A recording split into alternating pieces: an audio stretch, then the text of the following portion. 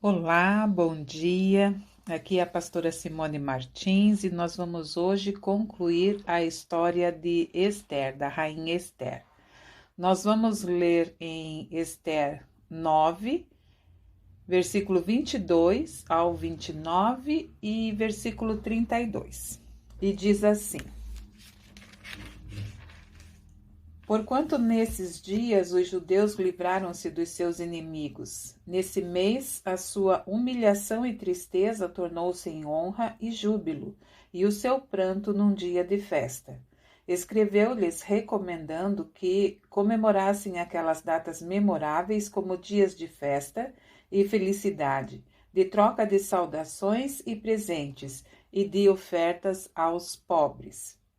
E assim os judeus passaram a observar a tradição de realizar aquela celebração conforme Mardoqueu lhes havia escrito.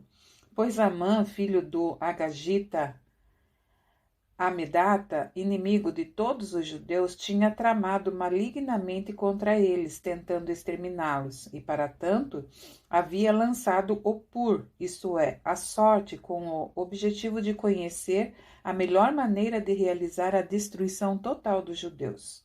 No entanto, quando estes sórdidos planos chegaram ao conhecimento do rei, por intermédio de Esther, ele deu ordens expressas e por escrito para que a intenção maligna de Amã para com os judeus se voltasse contra a sua própria cabeça e para que ele e seus filhos fossem executados e pendurados na forca.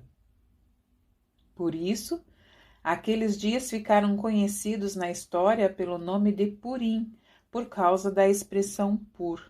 Considerando tudo o que estava escrito nessa carta, o que tinham visto e o que de fato havia acontecido em torno do reino, os judeus decidiram estabelecer o costume de que eles e os seus descendentes e todos os que se tornassem judeus não deixassem de celebrar anualmente esses 2 dias memoráveis, exatamente na forma estabelecida descrita na carta em suas datas certas. Esses 2 dias seriam lembrados e guardados em cada família, em todas as gerações, em todas as províncias e cidades. Esses dias de Purim não seriam revogados jamais entre os judeus, e os seus descendentes os haveriam de lembrar e celebrar para sempre. Então, a rainha Esther e o judeu Mardoqueu escreveram com toda a autoridade uma segunda carta, a fim de confirmar todas as instruções da primeira acerca da celebração dos Purim.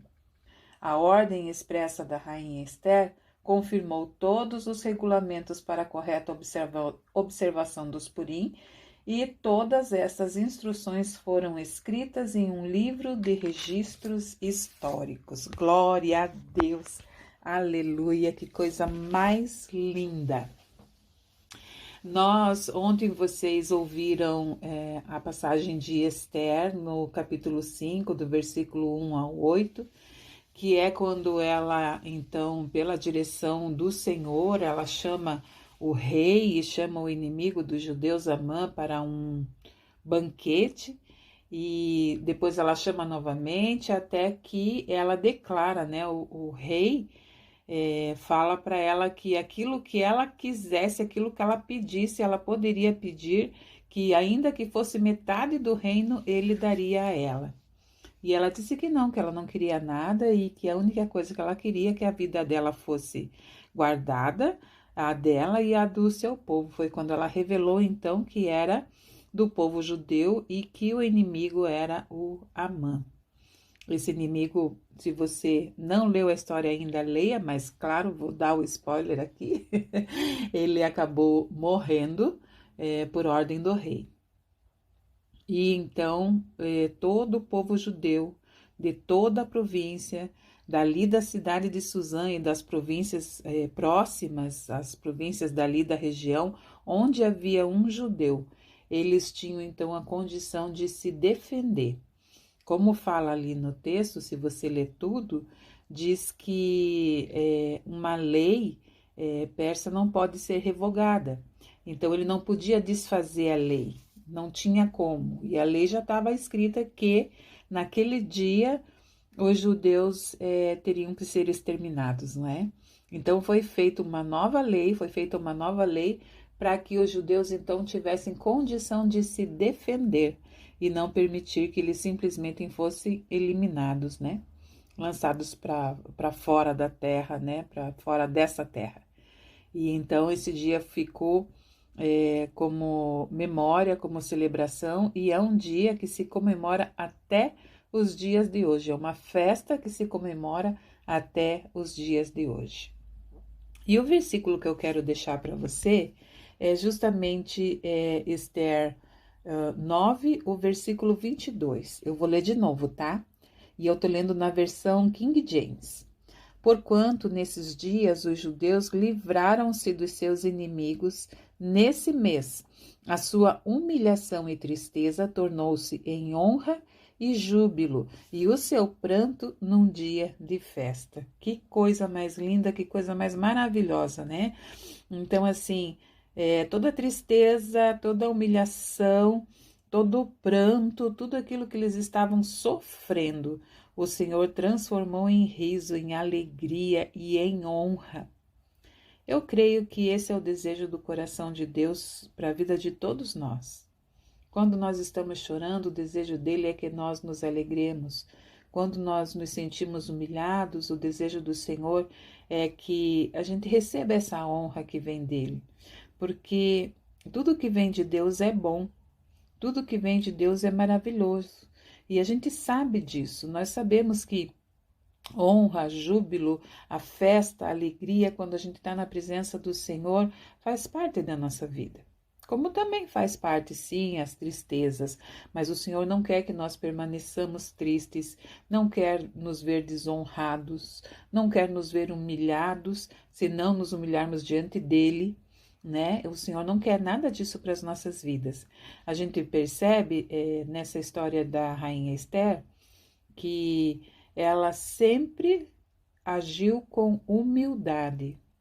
Sempre agiu com humildade, sempre agiu com obediência, sempre agiu honrando aqueles que eram sobre ela, aqueles que eram que tinham autoridade sobre ela, o Mardoqueu, até mesmo os servos reais que estavam ali para cuidar dela antes que ela se colocasse como rainha, né? Ela obedeceu, respeitou.